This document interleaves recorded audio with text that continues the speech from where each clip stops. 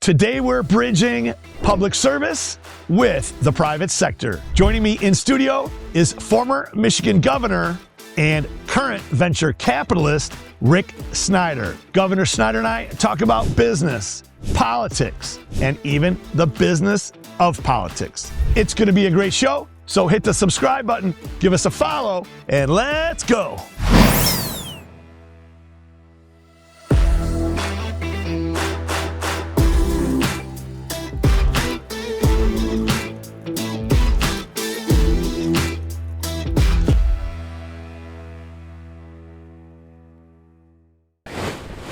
Hey everyone, welcome back to another episode of the What Do We Do podcast. I'm your host, Dewey Stephan, and I'm also the CEO and Chief Investment Officer at Great Lakes Wealth. Well, today is another guest episode, and I am so excited to introduce you to my new friend, the former governor of the great state of Michigan, Governor Rick Snyder. Governor, thanks for being here today. Well, it's great to be with you, Dewey. It's nice to see you besides that at a basketball game. Well, I know it, and we will absolutely get into that. But all of the fans out there that know, Governor Snyder and I, we are fans of the Michigan Wolverine basketball team, and this year, number 3 right now, but number 1 in our hearts. Is that right? It's rocking. Go blue. Go blue. Mine will do this. Booyah! Well, Rick, if you don't mind if I call you Rick, yeah. We always start the show with a game we like to play called High-Low. And this is where we ask you the high point of your life and the low point of your life to this point. Yeah, actually, Dewey, I'd put it in 2 different categories because your life is complex. So I'd say at the personal level versus the professional level. At the personal level, the high point would be, it's not one moment. It's essentially the time period that's going on now. And why do I say that? It's great. We have 4 children, and they're in their 30s, one's still in her late 20s, and they want to be with us, and we want to be with them. And it's great to watch them go through their life cycle, being raised. You have so many issues with kids, and to say we're still that close, where we want to spend time together, that's wonderful. That's a high point. The low point would also be on the family side, would be my parents passing.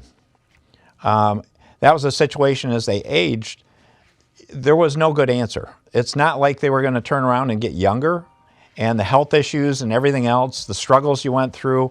I empathize with every family because it's something we all face at some point in our lives, and it's really hard. And you just try to do the best you can. But you always feel frustrated. What else could I have done to help their lives be better, especially in that stage? So that's the personal side. The professional side, I would pick some things from my governor time. The low point would be the Flint water crisis. That was an extremely difficult time that I wish never would have happened for the people of Flint. A lot of struggles there, a lot of challenges.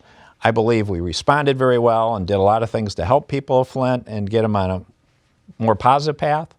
On the high points, 2 things I would mention. One was signing Healthy Michigan into law. We were able to bring health care to over 600,000 Michiganders that didn't have it before. And that number grew to 1 million during COVID. And so there are people alive today and with improved quality of life because of that. The other one would be the Detroit bankruptcy. I mean, just look at Detroit. I mean, I think you've been around this area a long time too. For a lot of years, you didn't do Detroit. It was a challenge place. And now you want to go to Detroit because it's exciting, a lot of wonderful things going on, the neighborhoods are improving, a lot of opportunity there, and it's such a wonderful thing to see. Well, thank you for sharing all that. And there's a lot to unpack there, which is fantastic. And I think throughout the show, we'll get to probably more and more pieces of those. But let's start, first of all, sorry to hear about your parents for sure. And unfortunately, we're all going to kind of, meet our maker, as they say. And I'm getting close to that at my age with my children, and they're growing. I see what you're saying about, again, having that time with your children for sure. And certainly, with your parents and the family. So understood. Let's talk more about the Detroit bankruptcy, because you said that is a high, which I would agree. And yes, I am a lifelong, Michigander, if you want to say that. And Detroit, certainly, my second home, if not probably my home. But with that, at the time, that could have been a low, and it probably was a hot minute low for some people back then for different reasons. But absolutely, and I was going to ask you, I believe the bankruptcy was 2013. It's now 2026. So 13 years later, let's talk about why is it a high, and not how it could have gone a different path, but it came to the path and where we are. So what are your thoughts and what has made it be such a high? Yeah, if you think about it, people want to go to Detroit. They want to be in Detroit. I was just in California recently talking to some people in the Bay Area. And Detroit came up, and it was like, in the old days, if you said you were from Detroit or you were doing something in Detroit, they would go, oh. They would actually feel sorry for you, was the normal reaction. Now when you say that, it's like, hey, that's cool. And I was talking about how young people want to come to Detroit to do startups and to build businesses and to live their lives here because it's that place you can make a difference in. And so that's so exciting to see. And there's still a lot more to be done. Again, there's a lot of improvement in the schools, the neighborhoods that need to happen, but the trend line is so much better, so exciting to see home values going up, these abandoned homes gone, street lights on, services happening. One of the things I was proudest of is we made Belle Isle a state park. And before the bankruptcy, Belle Isle was not a nice place, and people didn't go there. It was basically empty. The bathrooms didn't work, nothing. I get so excited now every summer when I hear they've had to close Belle Isle because it's at capacity. Think about that. Isn't that neat? Yeah, that's fantastic. I was going to say they have that amazing slide that they had to work with the kinks on, but the slide is part of the deal, and that's fantastic.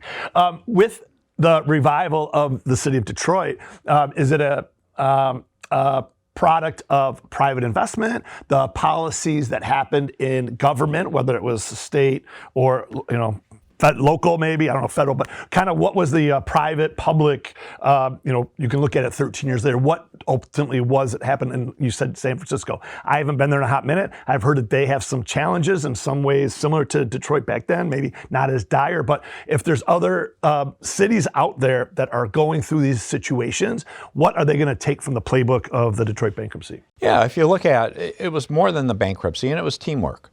I got to give the private sector a lot of credit for doing it. If you go back to the Ilitch family, when they did the Fox Theater, that was one of the earliest stakes in the ground to say, they believed in Detroit coming back, and they did fabulous things. What Dan Gilbert's done with Rock. So there's been multiple parties that have really started the private investment. Roger Pinsky, M1, helped supporting all that in terms of transit. One of the things, though, with the bankruptcy is, it wouldn't have continued to work if we hadn't got the city back on a solid financial footing and a solid operational footing. And Detroit had been in decline as a municipality for years and years. It wasn't right. Decades. Yeah, a very long time. And so something needed to be done, and bankruptcy is the most severe approach you can take to it. But it was time, and it needed to happen. If we hadn't done that, Detroit was on a path to say 70% of their budget would have gone to debt service. They wouldn't have had money for police, fire, anything else. That doesn't work. So going into the bankruptcy was a very risky thing. There was no track record of success in municipal bankruptcies in our country. Okay. So in many respects, people thought I was crazy and said, you're just making it worse. My belief was we had to do something dramatic enough because the citizens of Detroit deserved a better city. And so let's go through the bankruptcy process. And it worked. We were able to show people we could turn things around. We had the grand bargain that brought in resources because a group that did take a hit to some degree were some of the retirees. And that was extremely difficult to deal with, retirees from the city, because they'd worked hard for their pensions. But we got them most of their money. If we hadn't gone through bankruptcy, they might not have got any of their money. So it was the right thing to do, but it was extremely difficult, extremely stressful, but it's been worth it because look at the success going on now because then they had a platform, the city was operating, you had all this investment, all these people working together, and the whole attitude changed. One of the coolest things last year was when they did the draft in Detroit. When they did the draft session, no one ever thought you'd see an event like that where everything worked perfectly and people had a wonderful experience, and what a way to showcase a great city. Yeah, absolutely. And there's more wins coming, right? The Gordie Howe International Bridge. Is that the correct name of it? And I know you were instrumental, and let's talk about that because that's a continuation. We're bridging, get the theme for today, bridging public and private, the Mackinac Bridge, the Gordie Howe Bridge. So let's talk about, again, what's coming next and whether it is the bridge opening, which I believe is this year. I know that they're kind of beyond my pay grade to know exactly when, but there's other things. I heard that they might move from Davos to Detroit. I don't know if you heard that. That's like hot off the presses. They're working that deal. We certainly have Claude Molinari and other, the new mayor and this and that. So let's talk about where do you think Detroit might be 5-10 years from now? Yeah, I think it's going to continue to do well. And the Gordie Howe Bridge is an important element of all that. If you think about it, we've had the Ambassador Bridge going back to like the 20s. And it was privately owned. And it's not in great shape. And there are literally 800 to 1,000 plus trucks a day, semis going across that bridge. And they're going into downtown Windsor. It's not an efficient answer. It's not good for anyone other than the people that own the bridge. So the Gordie Howe International Bridge adds more lanes, adds more opportunity. It's a freeway-to-freeway connection. It's going to generate more jobs on both sides of the river and better career opportunities and make Detroit even more important and Windsor more important. And it's more the message, too, that Canada, they're dear friends, and we're having some tough times now. So I view this as an important message to say we care about the Canadians, and it really means something to do this bridge together. And they paid for that bridge. It was their money. I actually did a good deal on that one. I wanted to say, I want you to tell the story of what was done to negotiate that deal. Because again, this will now bridge to back to the business. We're going to talk in a minute because that's important. But talk about what you did behind the scenes or negotiating the building of the bridge. Yeah, so the people that own the current Ambassador Bridge had a lot of political power. So they made it so the Michigan legislature would not approve putting any funds towards building a new bridge. So they stopped it for decades, for a long time. And so the way I looked at it, and I had a great team, we did some homework and found there's a provision that says the governor can do an interlocal agreement with other places, including the country of Canada. It's actually in the Michigan Constitution. I doubt many people read that very often. And so I went to him and I said, I can do this deal with you. I just can't put up any money for it. So we can build this bridge if you fund the entire bridge, and we will pay them back from the tolls, but no out-of-pocket money for a Michigan citizen at all. So they'll get repaid from the tolls. We'll end up owning 50% of the bridge. What a great deal. I mean, you're a financial advisor. If someone came to you, our biggest problem was people thought it couldn't be true. It was too good a deal. And it's like, no, this is true. The Canadians want this bridge badly enough. They're willing to finance the entire thing, and we get the benefit of it. Let's do it. Yeah, that's fantastic. Do you know when it's supposed to open? And maybe talk about that for a second. Yeah, it'll open, I think, in the next 2 or 3 months. It'll open this spring sometime. Is that going to increase traffic overall? You have a second bridge and there's a tunnel as well. So is it just going to move the traffic from one to the other? Or how does that work from that logistic point of view? Well, it'll allow it to grow because one of the issues, it's been somewhat constrained because of backups on the current bridge. So this adds another lane each way, better customs facilities on each side. So this will foster more trade going on between the two countries, and that means more jobs. It's a great thing, and more tourism. I'm excited. The new bridge will literally have a bike and pedestrian lane. So in addition to all those big trucks going and all that other traffic, I'm looking forward. Talk about a cool view to have a chance to go walk across the bridge and look at the vistas of Windsor and Detroit. That's awesome. Right, that is fantastic. And I was on our Detroit River on a boat last summer, and we went underneath it being constructed. And yeah, it's just it's an engineering marvel, but it's also going to be a really cool staple for Michigan, but certainly for Detroit. That's great. Well, let's pivot then to let's bridge, I should say, to the business side. And so I think your campaigning for governor was one tough nerd. And that was like, you weren't trying to be cool. You weren't trying to be, a showboat and a showman. You were really leaning in on your prior world as an accountant, your backstory of Gateway, taking that as the number 2 person there from $600 million in revenue to $6 billion in revenue. So for all of our home gamers, for all of us watching, all of us listening, 600 million to 6 billion. So maybe let's talk about how that came about. Like, why did you want to? Let's maybe talk about how you got into the private sector first, and then we'll go to bridge to how you got to Lansing. Yeah, well, I was always a proud nerd, so I went to the University of Michigan. That's part of the basketball Go connection. Blue. I'm originally from Battle Creek, so I grew up in a 1,000-foot, 900-square-foot home in Battle Creek, and I had the opportunity to go to the University of Michigan. That's fabulous. So I got 3 degrees from there. I got a bachelor's degree, an MBA, and a law degree. And then I went to work for Coopers & Lybrand in downtown Detroit in the Renaissance Center in the 80s, 82. So the 80s, I was in public accounting, which is fabulous. And I know one thing that means a lot to you is mentorship. So one of the reasons I went to work there were people were going to mentor my career. And they did, and it was incredible. So I went through that. I became a partner there. They transferred me to Chicago to run the mergers and acquisition practice in Chicago for Coopers in '89. I met the founder of Gateway, a guy named Ted Waite, just a genius. Marketing, technology, wonderful guy. He was in his mid to late 20s. So had a ponytail, And the how whole old were you at works. the time? I was late 20s myself. Okay. So we were young. And so I helped him do some restructuring in the company, and he said, I want you to move out here and work at Gateway.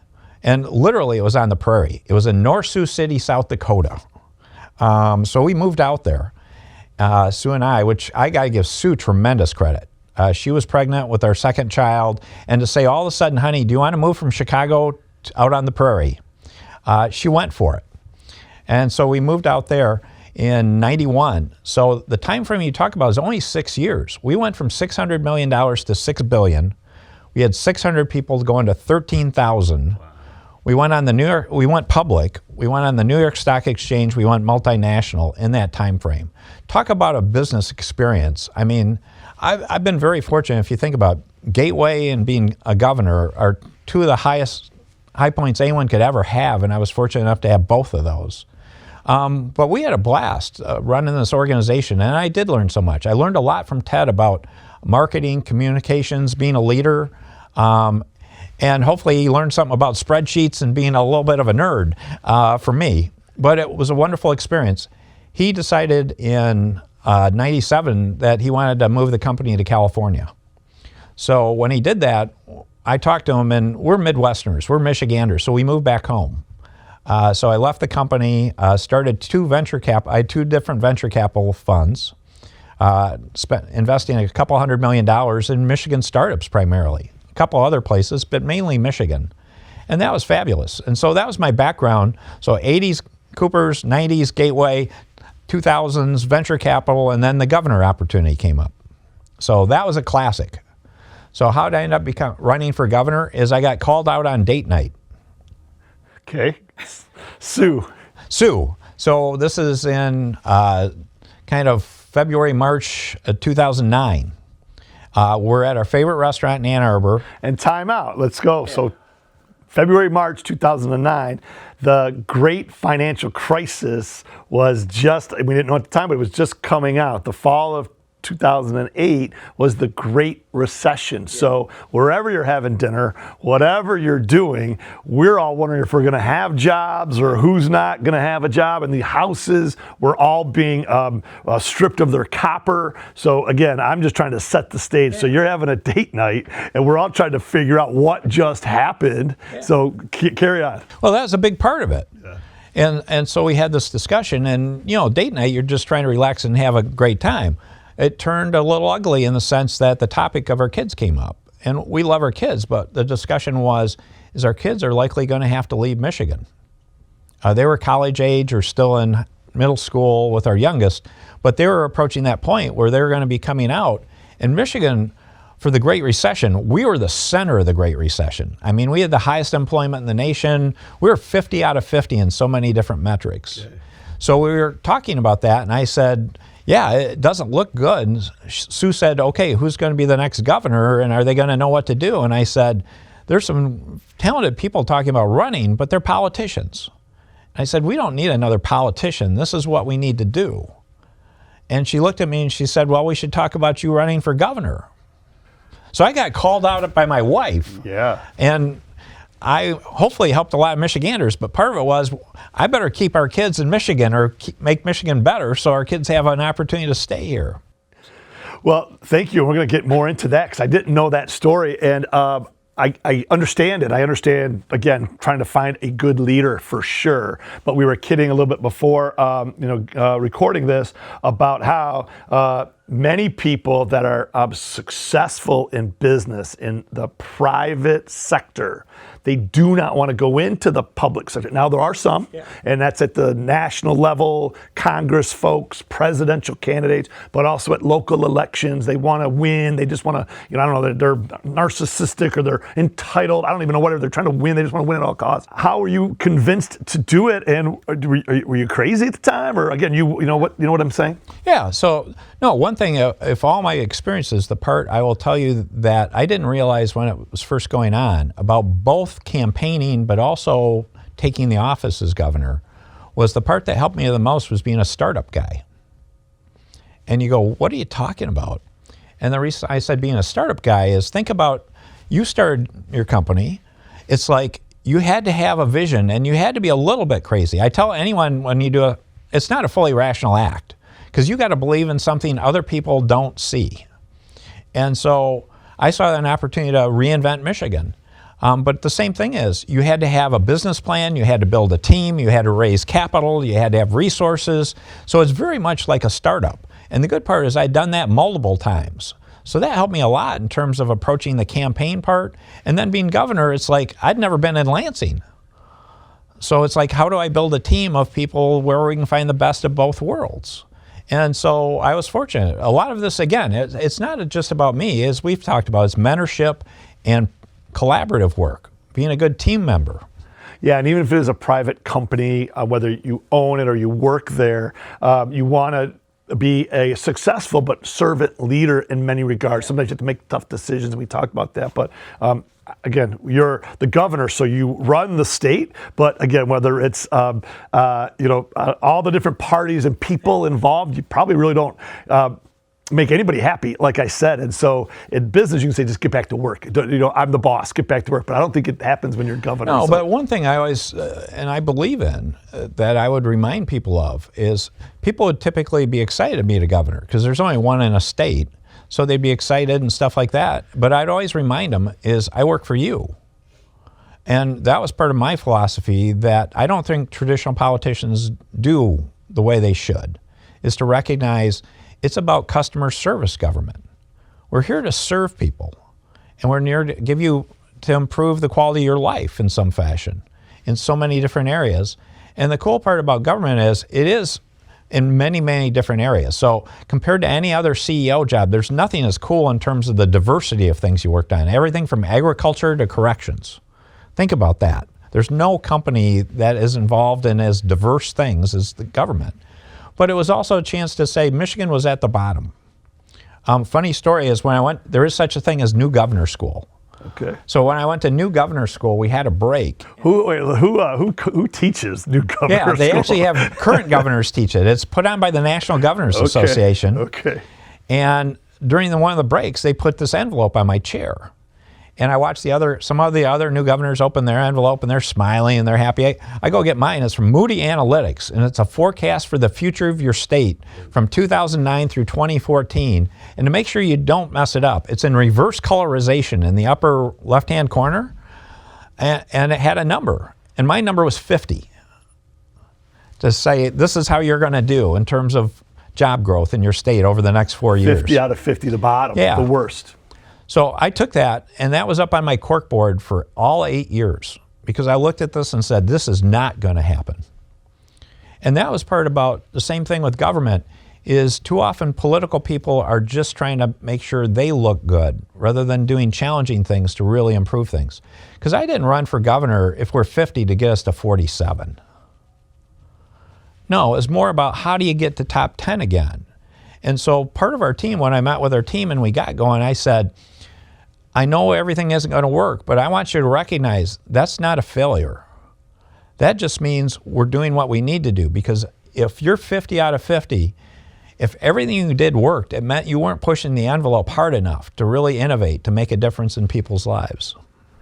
Yeah, so in my career and the upbringing that I had from that work and mentorship, it was kind of said the same way, and this is maybe more for sales, I suppose, but if you're not making mistakes, you're not really pushing to the limit, because if you're 100%, you're still in your safe zone, and mistakes have to happen for you to maximize that utility. Does that make sense? Yeah, no, that's my team kept on saying, what is this thing? Why do you act this way? And I finally put a name on it. I called it Relentless Positive Action.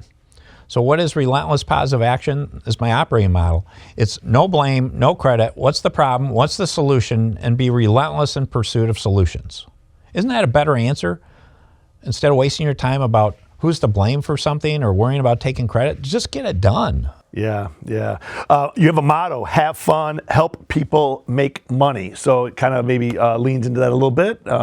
Yeah, that was my motto before I became governor. Okay. So that was my private sector motto. Okay. It's back again because, again, those are the three things. When I did the public service, I dropped the make money. So it's help people have fun. Right. But you want to enjoy what you're doing. And again, you want to make a difference in people's lives. And so that was part of it. So what am I doing now? I'm doing SensCy. I'm doing cybersecurity. And because what do you do with an old governor? Have you ever thought about that? You probably never dwelled on that question. They send you to a governor's school to teach. Yeah. But I wanted to keep giving back. And so part of it was, in terms of going back into the private sector, I wanted to do something that was going to help people. So it was more a calling than just about making money or having fun. It had to have a mission that would make a difference. And so we didn't create just another cybersecurity company, because there are some fabulous ones out there, but cybersecurity companies are largely geared at enterprise, big organizations like the state of Michigan, like General Motors, Ford, big groups. There was almost no one, we looked, helping small and medium-sized organizations like your firm or like the studio. Who's out there helping them on cybersecurity? So we built SensCy to help the unhelped. And that's rewarding, because cybersecurity is a scary topic. It's a nerdy topic. And most people don't understand it. So could we make it understandable, easy to understand, and something you can do to make yourself safer? Well, and you may not remember, but we were reintroduced. I met you when you were governor. We have a wonderful friend that we share, Rick DiBartolomeo, and my beloved second home is the Detroit Athletic Club. And you actually came and spoke, it might have been a year ago or so, about your new business venture. And at our firm, for sure, one of the main things that we are locked in every day is the security of the data that we are responsible for, and new protocols. And with the SEC and other regulatory agencies, we have where we have to be the minimum, whatever. So maybe talk again more about that and your company's approach. I think you either have a number system or you have a test that they take. Yeah. So let's talk about again why it's so important for small businesses. This podcast has a financial base to it, but really about small businesses, entrepreneurs, even those folks that work for those larger companies like Ford and General Motors, et cetera. They also have some responsibilities, whether it's on their phones or just their personal tablets and things. So let's just talk about how important. People just figure that it works itself out. Microsoft handles everything. So let's maybe talk about that. Yeah, so just to put it in context, one of the first things we did was we created something called the SensCy score. And why do that? Cybersecurity, most people think we're from Mars because we don't speak in normal language. And so the first rule we had is we don't use acronyms, but we want to make things understandable. So a SensCy score, what is that? We essentially took the model of a credit score, because most people understand their credit score. So we said, let's make it a 1,000-point scale. And then we went and took the federal government's best practice standards for cybersecurity. They have long documents. Average person would say, this is not in English.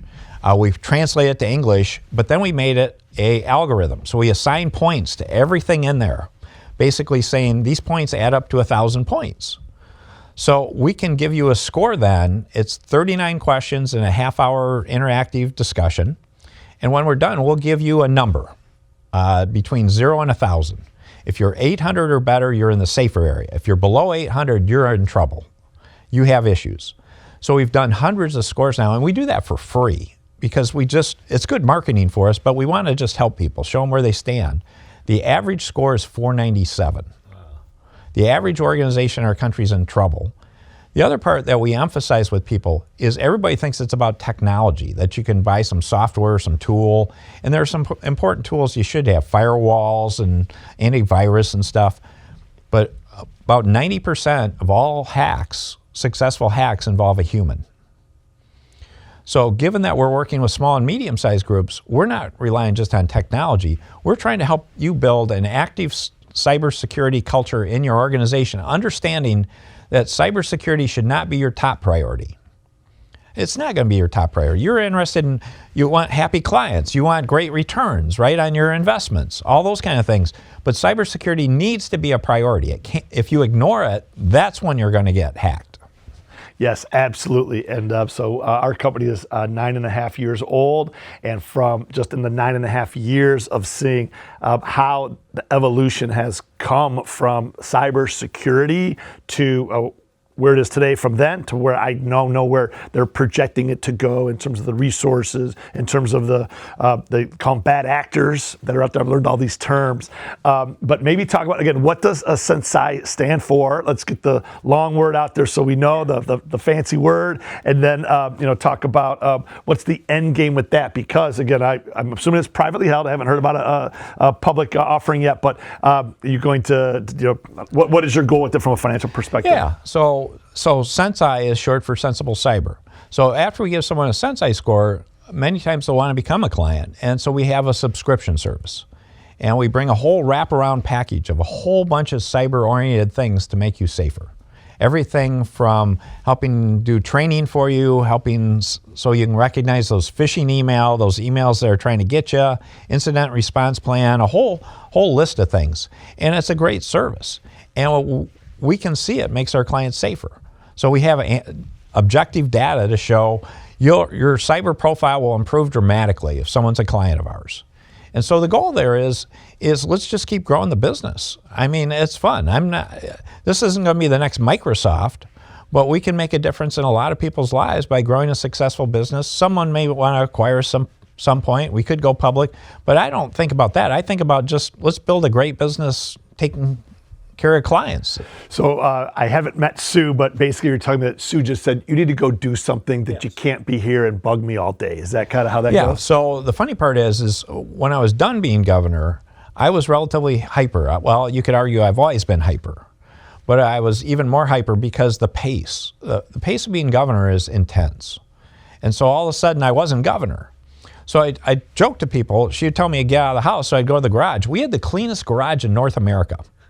No doubt about it, because I'd be out there and it was like, okay, now I got to start looking for things to engage in. And this was a natural to do that. So I have that, but I'm also doing some other things. There's a great team at SensCy doing this. So I have a big education initiative I'm working on right now to improve schools in Michigan, to make them much more innovative. That's rewarding. Let's talk about that in detail. That was my next topic, so you must be on the same wavelength. The cybersecurity, is going through there. But so yes, let's talk about it. It's very important. I mean, giving back to children for sure, education for sure. So let's talk about that initiative, because this is 2026. This is something you're doing right now. This isn't something you did 10 years ago. This isn't just you wrote a check or trying to fundraise for an event. This is something you're on the front lines, really trying to make change. So please talk about it. Yeah, so it's starting a movement in Michigan. It's called 21st Century Learning in Michigan, Student-Centered Real-Life Results. And our goal is to make innovation happen. So the first thing we're working on is doing a bill through the Michigan legislature that would allow for innovation in our schools, much more innovation. So currently, innovation is constricted. It doesn't happen well because there are so many rules, particularly on seat time, about saying how much time, pupil accounting and seat time, how much a student has to be in a particular seat with a particular subject and a particular teacher, and it constrains being very creative. And our teachers are wonderful, but they're largely put in a position to say they have to teach to the average student and they have to keep on moving forward for 12 years, and after those 12 years you get a diploma and you're out. That's not how people typically learn. I mean, all of us almost all have subjects that we would go faster in, and then we have some other subjects we'd go slower in. So we need more personalized learning to focus in on each individual person, saying, hey, if they can go faster, why wouldn't we let them go faster? and give them resources? If they need extra help, shouldn't we go help them with extra attention? So it really reverses that model to make it much more fun for teachers even. So the idea is let's get waivers on seat time if a school district can show they've got the parents bought into it, if the teachers buy into it, if the school board buys into it. Why not let them try pilot programs to really try student-centered, competency-based learning, the way we all think it should happen? And the funny part is, if you go back in history, sorry, I'm a nerd, so if you go back in history, why do we have seat time? Why is that so big? It goes back to 1906. The Carnegie Foundation, which is still the leader in education, came up with the Carnegie Unit, and it was done because most of us were on the farm back then. And how do you take someone that's a farmer and educate them? Well, you say you got to have your bottom in this seat this many hours for this many days, this much of the year, and that's where the concept of the 1 hour class with one teacher in the school bell came from too. Think about that. Yeah, I believe it, but you're right. Yeah, that's a time gone by. But this is 1906. Yeah. All 50 states adopted it. So don't you think it'd be good to innovate after 120 years in today's world? So this bill would really allow that innovation to happen. And the cool part is, what got me so excited is there's a group, the Future of Learning Council, that has 85 school districts that have already been working on this for 2 or 3 years, but they're handcuffed because of these antiquated rules. They're trying to innovate, but they're being held back. So the bill is a simple case to say, we're not telling anyone to do anything, but if a school district has approval from parents, teachers, and the school board, shouldn't we let them get out of these old rules and do something new? And that's the ask. So I can't figure out why anyone would object to this. It's all for the kids. Why do they object, or who objects? We haven't really found people to object yet, because again, it makes such common sense that, I mean, if I went to you and said, in school, did you learn at the average pace on every subject, or did you have some things that you wish you could have gone faster and they didn't keep up, so I sort of got bored, or I had real trouble with this topic, but they didn't have time to help me? That's true of every one of us. Yeah. So what about, and this probably came up because of COVID, but an alternative to that would be education at home, homeschooling, and or the private education that you can get through the city's charter schools. Charter schools, thank you. So what about just having those as alternatives and being a leader and fighting for that instead? Yeah, if people want to do that, I respect parents' desires and wishes to do that. But why don't we try to make our entire public system better? And this would do that in terms of really opening up that opportunity. And one measure that I think this would be a huge help on is, and you can see it now, people are talking about chronic absenteeism in our schools. It's horrific, it's terrible. And that's really where, what percent of students are missing more than 10% of the school days? And it's now up in double digits. And there are some cases, and we do need to help these kids in particular that have problems at home, they have transportation issues, but a lot of those students don't have those issues. They have a problem because they're bored and they don't see value in coming to class, or they're lost and they don't see value coming to class. Again, think about this. If we have student-centered learning, where now we're saying, where are you at in this topic and how can we help you be successful, instead of saying you're sitting in a big classroom with everyone else. Isn't this a way that people are going to engage? I think this is going to help with chronic absenteeism in a dramatic fashion, and I think it's going to lead to more exciting career opportunities for people, because we need to get our business community and all those coming in earlier and more often in the classrooms to talk about these careers. I mean, the classic case I give people is, if we want to do geometry, if I came, Dewey, hey, let's go do some X, Y, and Z.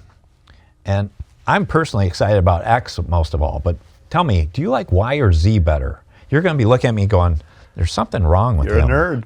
No, I don't even go that far. Versus I came to you and said, let's build a house. And we've got to do the gables of the roof of that house.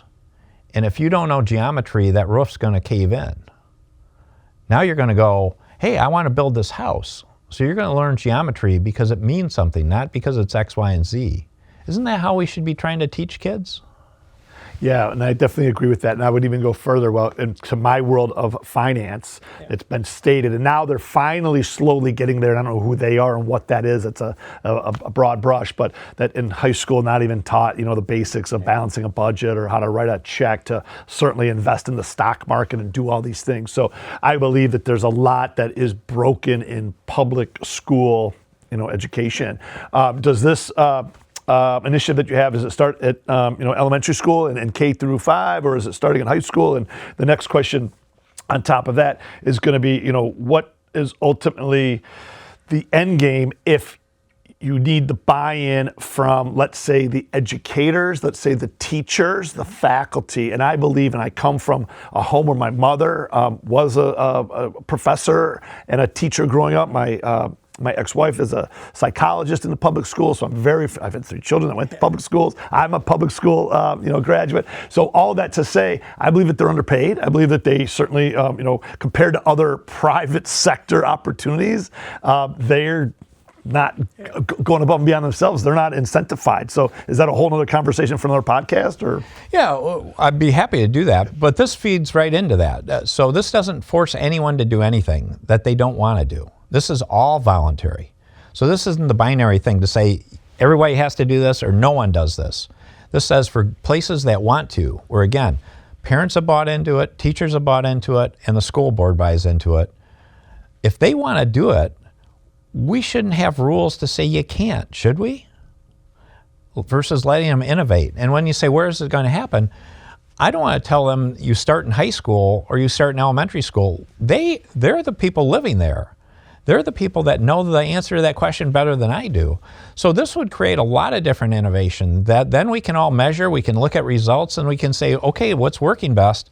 And I think if you're a parent, you're going to say, hey, they see this so cool, or these other kids are so excited. How do I get my child to be a part of this program? Or how do I get my school or my school district to be part of it? Because typically it'll start as, it won't be a whole district at once. It'll be a micro school where 90 students and a group of teachers will get together and they'll work with the district on doing this. And then after it's working well, they'll expand to the school. And then they expand to the district. This is like entrepreneurship in schools. Yes. Isn't that a neat concept? Big time, big time. And again, the younger they are, the more that the more adult person has to guide them and lead them. And there's a difference between being 8 versus 18, and the buy-in is different. More is told versus meeting you where you're at. So I'm excited to learn more about that. So we'll have to dive in, and at the end, we'll see if we'll put up some graphics of different URLs, websites, places people go get some more additional information. Does that sound good? Great. Well, we're going to pivot to my favorite part of the show. Okay, and it's my favorite part because everyone tells me that they sometimes get sick of what Dewey Do. And I'm like, how can you get sick of what Dewey Do, right?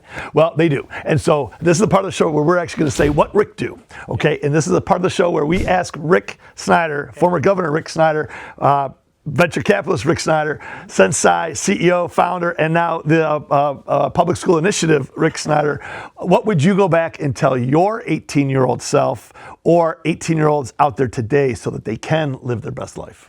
Yeah, so if I looked at it, I've had a wonderful life, but some of the advice I would give to myself is everything has a cost to it. It's an opportunity cost. If you do one thing, you couldn't do something else, and vice versa. And so I wish I would have given myself advice to have better balance in my life back then. I have good balance now, I believe, but I didn't then. I was a workaholic, and I was driven. To give you an illustration, so I talked about going to school. So I got my bachelor's when I was 19. I had my MBA when I was 20, my law degree when I was 23. I was an adjunct professor when I was 24. I made partner in 6 years. So I was a crazy person. And Sue was the one that helped get me to help transition from that. But if I was talking to myself as 18, it was like, stop and enjoy some moments. Don't be quite as driven. Because I remember different times, like at Michigan, there was one year we actually won the Rose Bowl that I wish I thought about going to the game. I planned to go in the game, but I had other things, that were more important. Well, I don't think they probably would have been more important in my whole life. So try different things. Go explore. I didn't take some trips. I wish I would have traveled more outside the U.S. or in other parts of the U.S. Versus just saying it's about work. So that's advice I would give. The other thing that I haven't done as well as I wish is, as I would go through phases of my life, I'd have wonderful friends, but I was driven so hard in the next phase, I wouldn't stay in touch with them as well as I wish I would have. Because it's like, okay, I got to get to the next thing. I got to achieve that. And I'd make new friends, but I didn't keep those ties and relationships as much. And it was harder in my case because I went from Battle Creek to Ann Arbor to different communities. I mean, actually, it's wonderful. Sometimes there are people that live their whole life in a community and they have, friends. You're hanging out with your high school friends. I just reconnected with some of my high school friends 2-3 years ago, which is cool. But it took me to be 60-some to go reconnect with some, friends that I had when I was a teenager.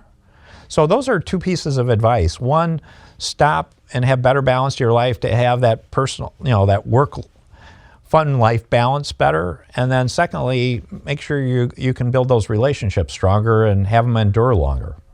Well, thank you for sharing that. It's so important. And I agree with both of those, but I will challenge you a little bit because many guests that have come on before have said the same thing, particularly the first one, which is work-life balance, and don't get locked in your career until you've tried different things and this and that and the other. And a lot of times I respectfully disagree because the balance has to go both ways, because there are those younger people, these 18-year-olds, I'm talking to you, that don't really want to lock in and do the work. They make all the excuses in the world because they've heard from us, hey, go travel Europe for the summer, or do this, learn to paint, go try this, try that. And then I think that they're setting themselves up for failure in terms of achieving all that they can. And so I think that you said it best, which was the balance. So if you are, like you were, graduating college at 19 and making partner at 26 and doing all those things, it sounds like, yes, you could have maybe taken a weekend off and, played a little co-ed kickball or something like that, But at the same time, if you do that for too long, then you're getting a later start and you've missed some opportunities. Is there anything to that? No, I would agree with that too, in the sense that I tell people, for example, I knew I always wanted to be a general management person. I wanted to run things in terms of, you can be a CEO, governor, whatever you want to call it. But how do you get there? The best way to get there is you got to be the best at some specialty. So you got to work up the way through the ranks. And to get that, you have to show you're really good at certain things. And you don't do that by doing it half-hearted or doing it halfway. You do have to be really committed to delivering well. And I did it through accounting.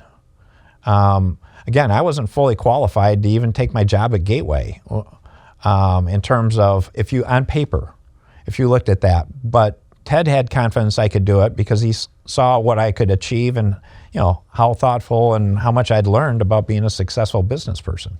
So it is about balance.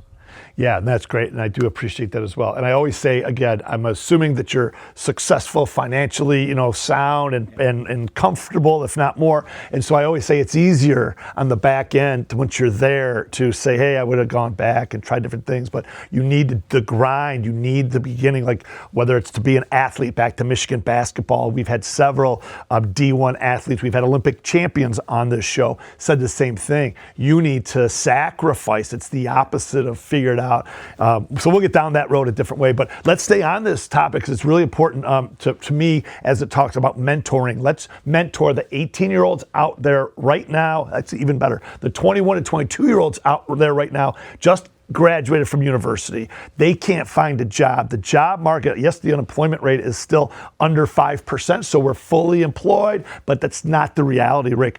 A lot of kids, young adults coming out of college, can't find a position, the market. So let's talk to those young adults. What do they need to do to find a position, to lock in, to be, stand out? Any comments to that?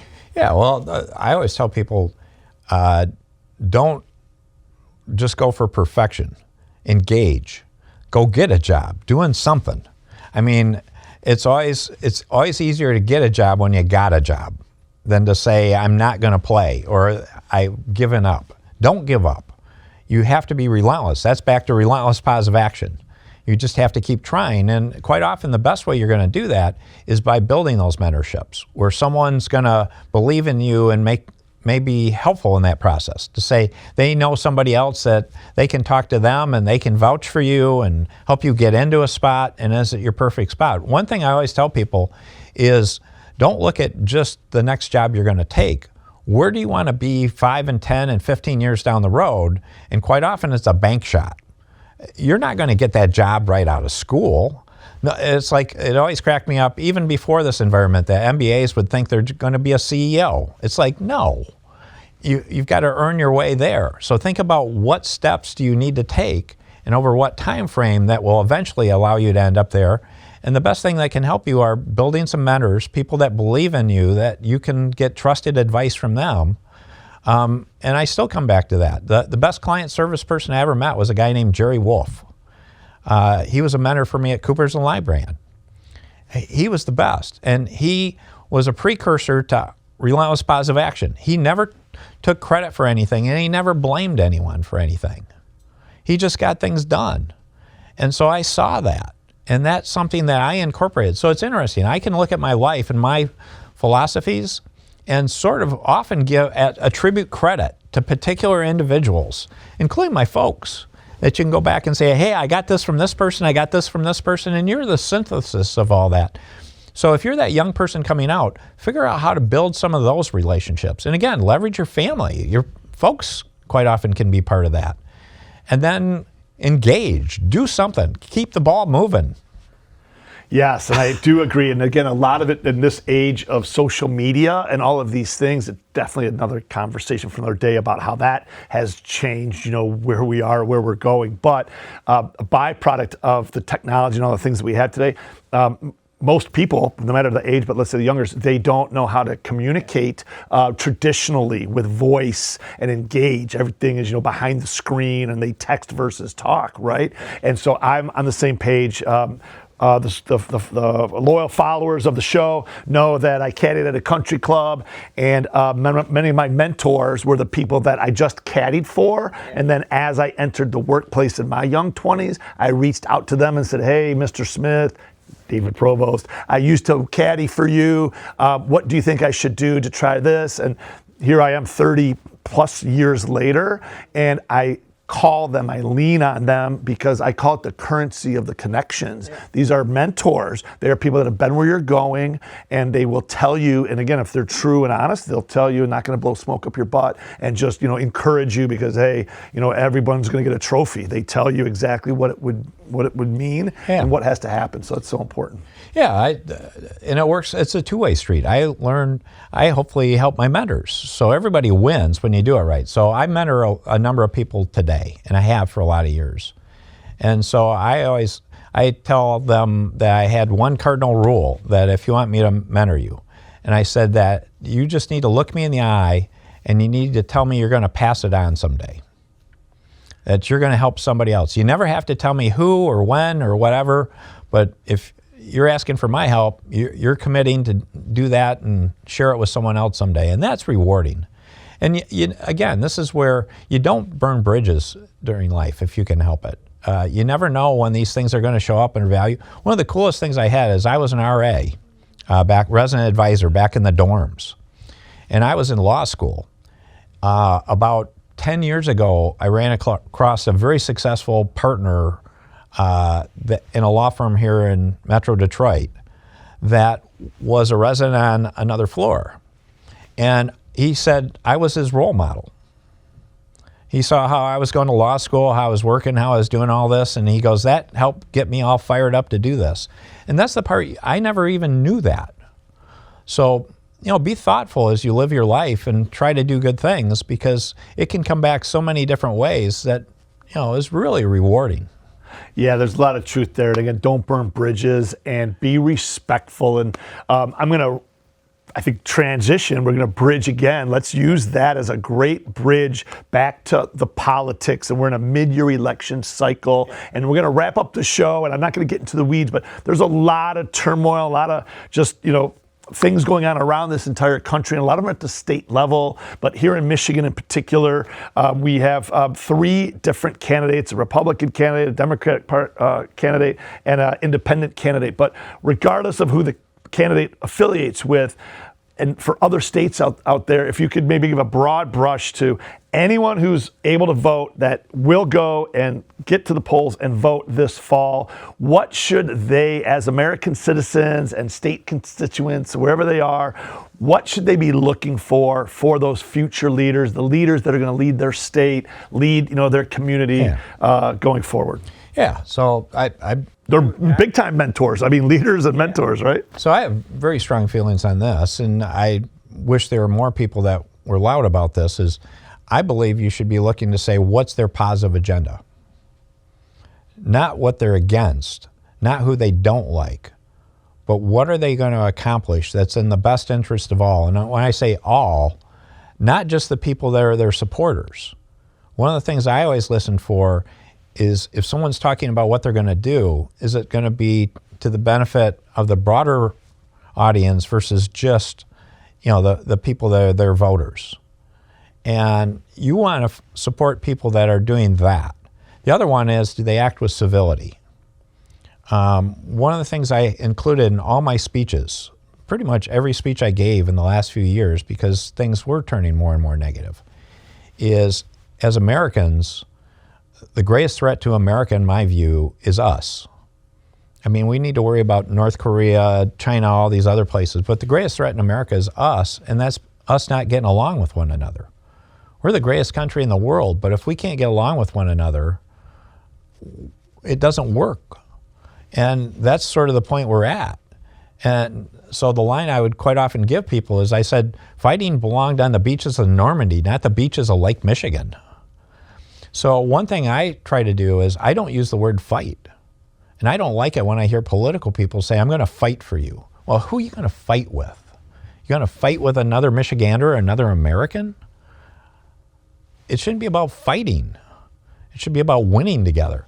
So one of the things I'm proudest of as governor, and I didn't promote this because, again, that's not RPA, but I had our legislative team keep track of the 2,000 or 3,000 bills I signed as governor. And I said, I want to know the statistic of what percentage of bills had a majority of Republicans in the House, and a majority of Democrats in the House, a majority of Democrats in the Senate, a majority of Republicans in the Senate. So I had a majority of both parties in both chambers. What percent of bills did I sign that had that? And it was roughly 90%. That's good government. And we had a Republican majority in both. So it would have been possible to run people over, but we did not. We solicited their views. We included it. It was collaborative. Not every bill, again, it was 90%, but think about that, 90%. Isn't that good government? That's the way it should be. And that's what we got to get back to. So again, civility and positivity. This whole negative thing that doesn't help anyone. Calling somebody a name doesn't solve, has that ever solved a problem? It hasn't. And that was one of the things that I was so proud of about working in Detroit. So I got less than 5% of the vote in Detroit. But Detroit to me was a really big deal. And I walked the streets of Detroit campaigning before I got elected because I wanted, hopefully, Detroiters to understand that if I was elected governor, I was representing them too. And that was part of the problem in our state for so many decades, that people sort of treated Detroit as different than the rest of Michigan. It's not. They deserve the same respect as every other Michigander, and I was going to represent them the best way I could when I got elected governor, whether they voted for me or not, because they deserve it. Well, thank you for sharing that. And it's so true, love. There needs to be more love in the world, and you can still get things done. But absolutely, I agree with you 110%. Well, Governor, before we wrap up, or I should say, as we're wrapping up, anything else you want to add before we do wrap up? Well, I'm trying to figure out what we do. And you've done a great job, Dewey, so thanks. It's fun being here. So I appreciate that, and I look forward to some great Michigan basketball games. You're a very avid cheerer, too. You do pay attention? You see me over there? Yeah, I've seen you jumping out of your chair multiple times. So. Yes, I'm probably blocking your view, but that's okay. Yes, well, this is February 2026, and so we've got a few months of basketball till we get to March Madness and the national championship. We have one in football, Rick, you know that. We're going to maybe get one in basketball, and we're going to hang a natty banner up at Chrysler. I know who I'll have win in my bracket. That'll be an easy one. That'll be an easy one. Well, Governor, thanks again for joining us. And to everyone out there in podcast world and YouTube Nation, thanks for tuning in to another episode. This is where I always say I'd like you to live your best life, be radically generous. A great big booyah to ya. And today we had the former governor of the great state of Michigan, Governor Rick Snyder. Thanks so much for being here, and a great big booyah to ya. See you next time. The opinions expressed in this program are for general information purposes only and are not intended to provide specific advice or recommendations for any individual or any specific security. It's only intended to provide education about the financial industry. To determine which investments may be appropriate for you, consult your financial advisor prior to investing. Any past performance discussed during this program is no guarantee of future results. Any indices referenced for comparison are unmanaged and cannot be invested into directly. As always, please remember investing involves risks and possible loss of principal capital. Please seek advice from a licensed professional.